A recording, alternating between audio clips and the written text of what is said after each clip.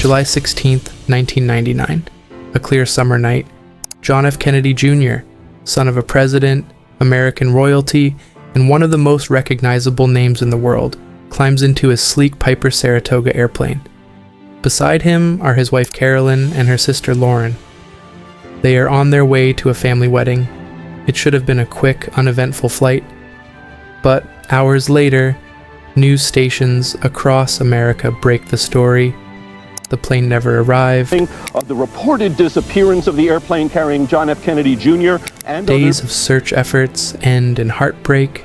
The wreckage is found in the Atlantic Ocean. What happened in those final minutes?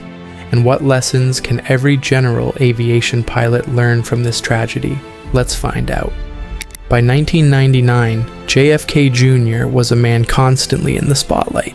Handsome, wealthy, and charming, he was more than John, the little boy who saluted his father's casket decades earlier.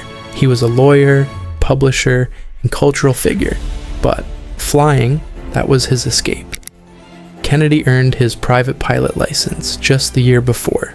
He had around 310 hours in the cockpit, enough for the basics, but still very much a beginner in aviation terms.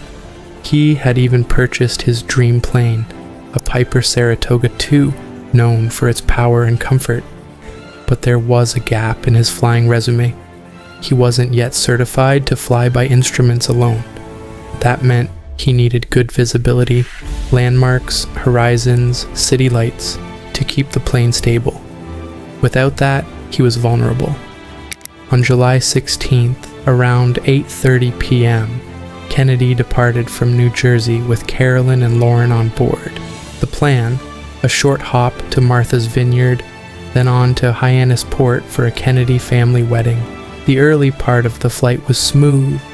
Radar showed steady progress as the Piper Saratoga moved up the coast.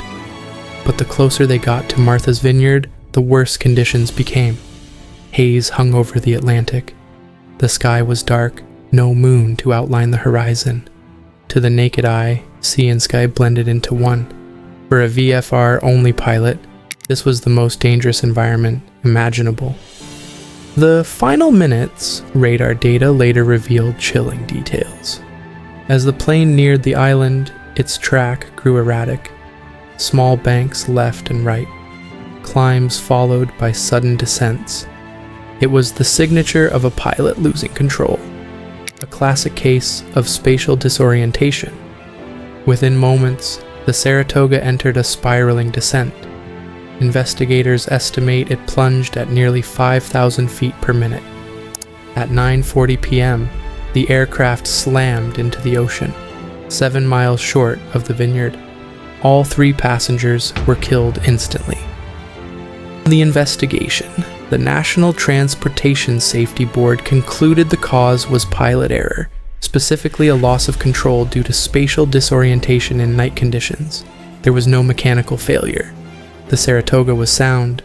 The engine was running at impact. Every clue pointed to human factors. But why exactly did Kennedy, a careful and intelligent man, lose control? Understanding spatial disorientation. Spatial disorientation is every pilot's silent enemy. The inner ear is easily fooled in darkness or poor visibility. If a plane banks slowly, your body may still tell you you're flying straight and level. If you try to correct based on that false feeling, you can unknowingly send the aircraft into a deadly spiral. Commercial and military pilots train for this constantly. Even then, it has claimed experienced aviators. For a relatively new private pilot with little night and instrument experience, the odds of overcoming it were slim. Kennedy likely felt the plane was level when in reality it was banking. By the time he realized the truth, perhaps glancing down at instruments he wasn't yet comfortable trusting, it was too late. Why he pressed on. Another element investigators considered was get theritis. Kennedy was flying to a family wedding, an event filled with expectations. As a public figure, the pressure to arrive may have weighed heavily. Any pilot knows this trap. You convince yourself the weather isn't that bad. You tell yourself you can manage, but aviation punishes wishful thinking. The safe choice, waiting for daylight or asking a more experienced pilot to join, may have seemed inconvenient at the time, but it would have saved 3 lives. Lessons every pilot should learn. This tragedy has been studied in flight schools for 25 years, and the lessons remain vital today. 1. Weather can kill quietly. Bad weather isn't always thunderstorms or heavy rain. Sometimes it's haze. A sky that looks fine on the ground can turn deadly at altitude. Always respect forecasts and briefings. 2. Don't fly beyond your rating. JFK Jr. was not yet instrument certified, yet he flew into conditions that demanded IFR skills. The takeaway: know your limits. If you aren't qualified, don't gamble. 3. Train for the unexpected. Spatial disorientation doesn't announce itself. Pilots must train to ignore what their body feels and trust instruments. This is why instrument training, even for VFR pilots, is invaluable. 4. Build night experience carefully. Flying at night requires extra caution. City lights disappear over water. Landmarks fade. Judging altitude and attitude becomes far more difficult. Pilots should log hours gradually and never rush. 5. Don't let pressure dictate decisions. Family waiting, passengers eager, schedules tight, these are deadly motivators. Safety always comes before convenience. Canceling or delaying is not weakness, it's wisdom. 6. Remember your responsibility. Passengers can't evaluate risk. They trust you completely. That responsibility should make every pilot more conservative, not less. The broader impact. The Kennedy crash shocked the world. For the aviation community, it was a sobering reminder that flying demands humility. Wealth, intelligence, and good intentions cannot replace training and discipline. Flight instructors began using this accident as a core teaching tool. FEAA safety seminars referenced it in discussions of VFR into IMC, instrument meteorological conditions. Even pilots with decades of experience admitted the story gave them pause before night flights. The legacy of this crash isn't only sadness, it's also education. Thousands of pilots have learned from Kennedy's mistake, making the skies safer in the years since. Human tragedy.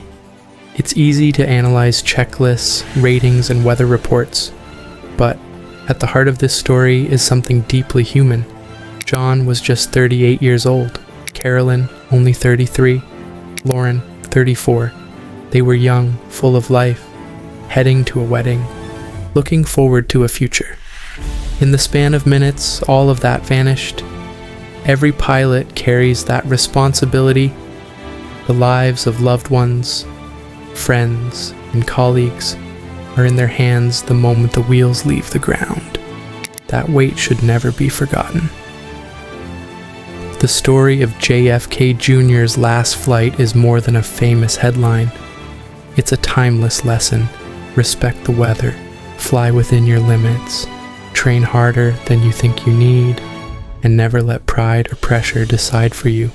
Aviation is one of the greatest freedoms we have, but it rewards discipline and punishes recklessness. So what do you think is the biggest lesson from this tragedy? Would you have made the same decision JFK Jr. did that night, or would you have waited? Share your thoughts in the comments below. If you found this story helpful and you want more real-life aviation lessons, don't forget to hit like, subscribe, and share this video with other pilots and aviation fans.